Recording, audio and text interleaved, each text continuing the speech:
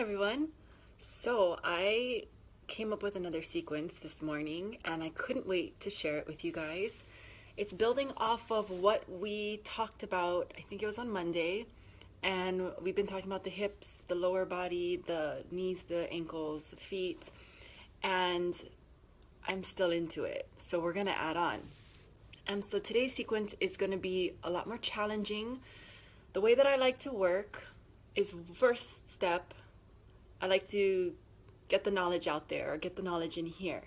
I like to know what's going on in the body, kind of be educated first. And then with that, we can start to do what's called like an unraveling process. And so teaching the body new patterning that is going to be more beneficial to it than maybe the patterns that we might be holding on to now, or just reinforcing some of the good things that we already have going on, keeping the strength that we need, keeping the mobility that we need.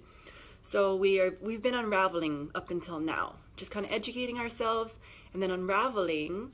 And now I feel like it's time to get more now into the strengthening side of things. And that repatterning process is going to continue to happen. But it kind of needs to be there in order for there to be room for new information to come in, because that default grip and that default actions in our body, they are strong. And so it takes time, like I said, for things to shift and change and also then last. We talked about consistency last week. Now, a fun little fact is that fascia takes about like 3 months to shift or change. And I mean, that's with consistent work. That's consistently working over 3 months. I like to say even like 4 to 5 months because you have setbacks. But you want to be working for at least that long on some of these exercises and these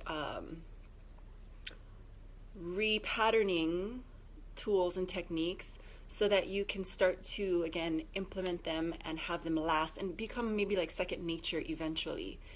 And so after we get in a little bit of strengthening today, you'll start to see how all the things that we've been doing thus far have been beneficial to what we're going to do today. So it's going to be a lot more about strengthening and not too much talking today. I want to just get right into a sequence. It's building off of what we've been doing standing. And so you don't need anything but you and some not that much space around you. And we're going to be working standing today. You don't need any sort of props. One prop actually you might need is a chair, and this is more just to give you a feeling of something so that when we do this sequence, it's gonna benefit you better, more better. Okay, so we will stand and starting parallel feet hips distance as we've been doing many of our things. Actually, let's do this first. Have a seat on your chair or find a chair. And ideally, like I've mentioned before, you want the hips a little bit higher than the knees, but I can still make this work here. I'm going to find a nice neutral pelvis. I'm going to sit up nice and tall. What I want to get into my body right now is this energetic connection through my legs. It's more of like an isometric energy that I'm going to start to bring into my leg knowledge and my mechanics in my legs. So I want my feet to feel nice and heavy, just nice and weighted through the floor. And then I'm going to start to pull my heels back gently, just trying to pull it back energetically towards the bottom of my chair, the bottom of my whatever I'm sitting on. And then you relax that pull. So again, you're going to pull back, energize that heel to butt connection, that heel to sit bone connection, wake up the hamstrings. It's also going to wake up the calves, and then relax. So you'll just do that pull a couple of times. We've done this laying down on our backs when we've been on our supine position, knees bent and feet planted. So this is another way of doing that, just sitting upright. You're going to pull back. As my heels are pulling back, I can feel my knees energizing forward. So I've got this sort of zigzag energy going on. And if you're doing this with me right now, you can feel how as you're doing that through your legs, you're actually getting a little more anchored, a little more grounded naturally through your pelvis. And as a result of that, I'm finding it a lot easier to sit up tall without much effort. It's just my spine wants to go there. So we do these heel pulls a few times. Now the cool thing about what I'm sitting on right now is it goes all the way to the floor. So if I were to sit all the way back, I could actually use this chair to connect to, and it gives you a little more of a tactile connection. The other thing that I love about this exercise is that as I'm pulling it, I feel lots of space coming into my knee, and it even sometimes feels like there's a nice adjustment that happens that I need if there's some sort of torque happening. And so it's really nice. It gives you space in the knee. So now that's going to come into play with some of our exercises. From this parallel position, we're going to do our sit down. So you're going to sit down, sit back, and I want you to apply what we did here on the chair. I want you to feel the energy of your heels pulling back, the energy of your knees reaching forward, and what should be happening here is nice wide sits bones. Don't try to clench your butt. So feel nice and just open through the sits bones there, reaching back. We've got that neutral pelvis, neutral spine, and the ribs in. So you feel like you've got a nice thick belt all around your waist, or like a corset. Now what we're gonna do here is we're gonna take the arms by the sides and we're gonna start to move through the spine. So what I'm gonna have you do is come to a flat back. From there, you're gonna contract your shoulder blades down to your pelvis. The pelvis is not gonna move. And you're gonna reach the arms up, lift the chest. So it's like your Utkatasana or your chair pose in yoga. You're gonna come back through flat back. And now what I wanna see is your ribs sliding down to your hips and your sits bones sliding down to the back of your knees to create a nice, strong, connected curl. And your arms are just gonna be right behind you. Come through flat back, reach up, feel your shoulder blades down to your hips, float your chest up, stay nice and heavy and weighted into the feet. Feel the heels pulling back gently. And then from here, move through your flat back. Arms come down low as you're starting to slide your ribs, soften your ribs down into your hips, and then soften and curl the sits bones down the back of your legs. And center. Let's do that together 2 more times. Arch. Feeling a shortening here, a lengthening here, and flat back. And now shortening through the ribs and hips, the sits bones and the knees, and lengthening your back body. And center, and reach up, and center, and round. Sits bones to the knees, ribs to hips. Let that be your mantra so you have that reminder the whole time. Come back to flat, and then we'll just come right back up from there. Squeeze at the smile of your butt, rise up through the heels. Just get a little bit of that elevation, stretching out the hips, and then slowly lowering down. Okay, so that can be added onto your seated sequence. Now we're gonna add on to the hip sequence. So we had done the side to side last session, right? So you can do that to here, but what I'd like to add on is from the legs together position, you're gonna move that leg out to the side, staying parallel for this first set, and now we're gonna start to take it around to the back. You're gonna take it back to the side, and then bring it in. So if you put your hands on the sides of your hips, you can feel the stability you need on this side. Try to stand down through the inner leg, right? And then feel the crease on this side. And then just glide that leg around, quarter circle, come back to the side, and then bring it in. So now we're just adding some movement to that position we did on Monday. You're gonna take the leg around. You can even let it cross over a little bit. Bring it back around to the side. Stay really stable and level through the pelvis. Lift up through those abs, and then bring it down. Side, find the crease, find the stability, bring it around to the back, maybe adding a little crossover. Come back around to the side, and bring it down. We'll do another set with turned out legs. So from the turnout position, Again, there's got to be all 4 points grounded in your standing leg. Shift your weight a little bit, but still try to stay right over like your midline, so you're not going too far over. Take the leg out to the side, bring it around to the back. It can also cross over a little. Bring it around to the side, and then stand it in. Open out side, take it around to the back, stay lifted through the front of your pelvis. Bring it around to the side, close it in. Now, you can do this with a pointed foot, depending on what's going on in your leg. If, when you flex, you tend to have a bent knee, and it's not allowing you to get more straight through the leg, try a point and see what that does, and vice versa. If pointing still has like a kink in the leg and your energy feels stunted, maybe flexing is going to be your key to get the energy to fulfill all the way through the leg. Not to say your leg has to be straight, but at least the energy has to be moving through. You don't want things just gripping up. So for this one, we're keeping it low. We're just keeping it real low from side to back, side, and in. Looks like kind of like what we might know from ballet. We're going to go side, stay level, go around the back, side, and in. So right now I just showed you the side to back aspect because that's what we really need. That's what gets neglected. But most definitely you can go through the full range as well.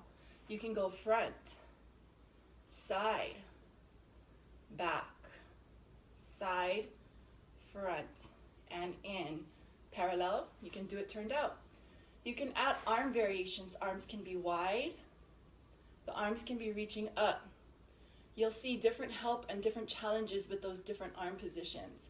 So you're just making as smooth of a circle as you can, like I said, pointed or flexed.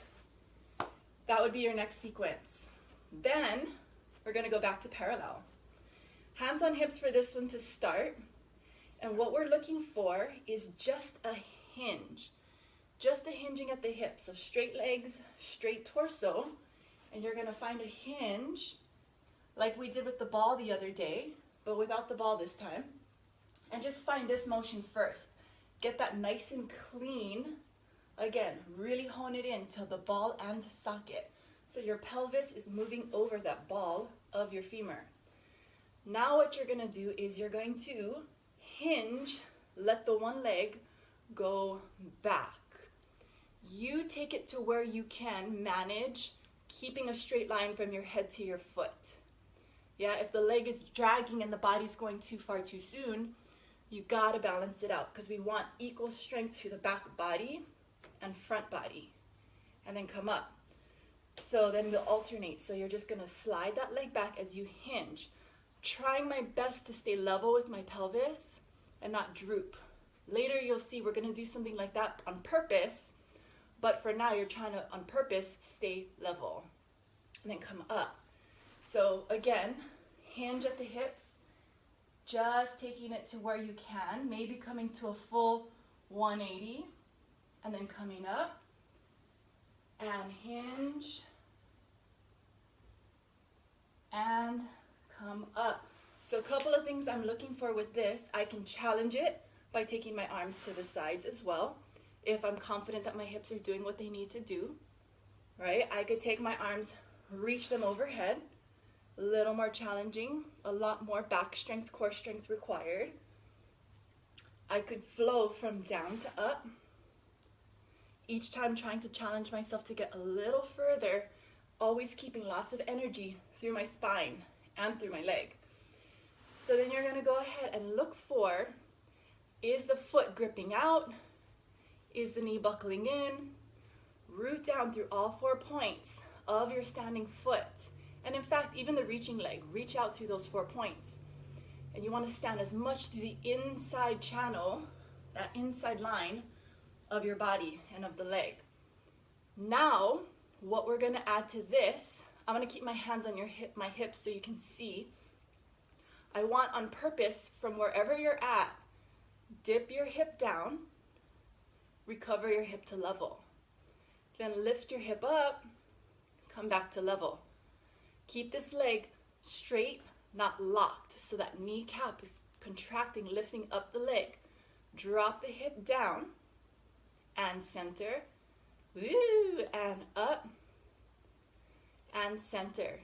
And then come up. So you can do a couple of sets. You'll feel the leg's gonna get real tired. So take a break when you need to. And then do the same amount of sets on the other side. So again, it's a hinge. Come to whatever level. Everything's put together. We're gonna sit that hip down. You're gonna feel a little more stretch on this side. Come to level. And then lift the hip up and come to level. So I'm trying to move everything kind of as a unit. And I can feel this is my weaker side, so I gotta really focus.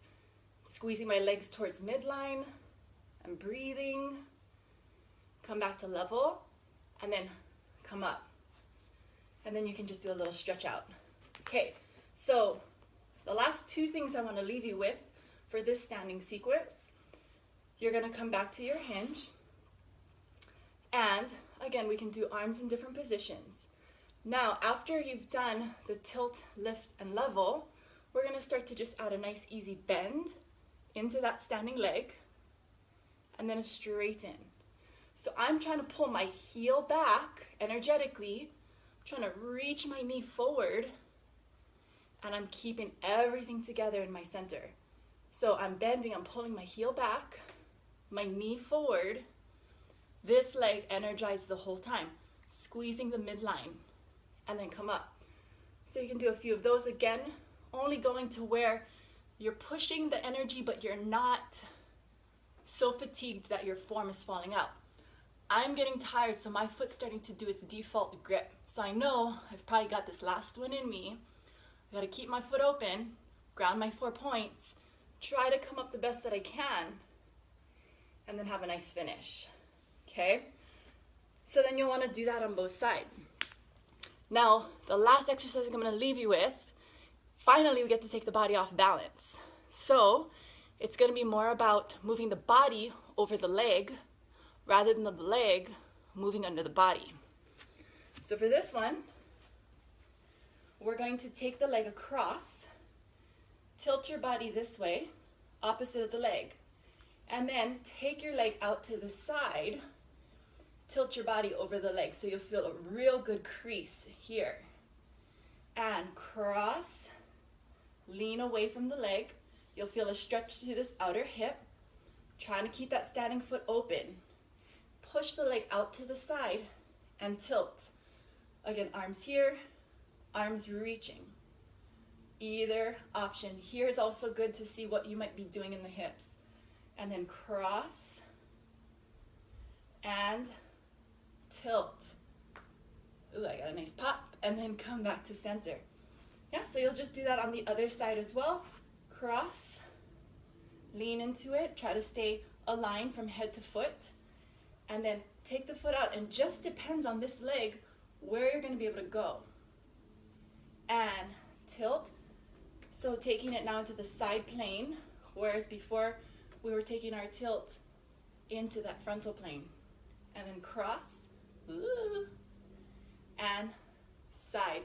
And then you could take a moment here, hold it, and try to hold it. Get nice and strong, breathe, and you could add closing the eyes too as a challenge. Come back to center, and then rest. Okay, so that's the sequence. For the weekend, I expect that you're gonna do it every day. Today, tomorrow, and Sunday. Oh, and then holiday on Monday, so I expect you to do it on Monday too. All right, enjoy, and I hope that helps you feel what all the work we've done thus far is how we can challenge it and how we can take it to that next level. And things are just gonna get more challenging from here. And the better and the deeper that you're able to recruit, the harder it's gonna get. The easier it's gonna get in some ways, in very good ways, and the harder it's gonna get in other ways.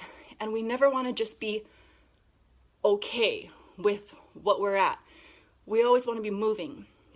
We always wanna be challenging things so we don't plateau, because that's what the body needs. It needs that stimulation to grow, to stay at its best. All right, I'm so out of breath. That's really bad. All right, talk to you later. Bye.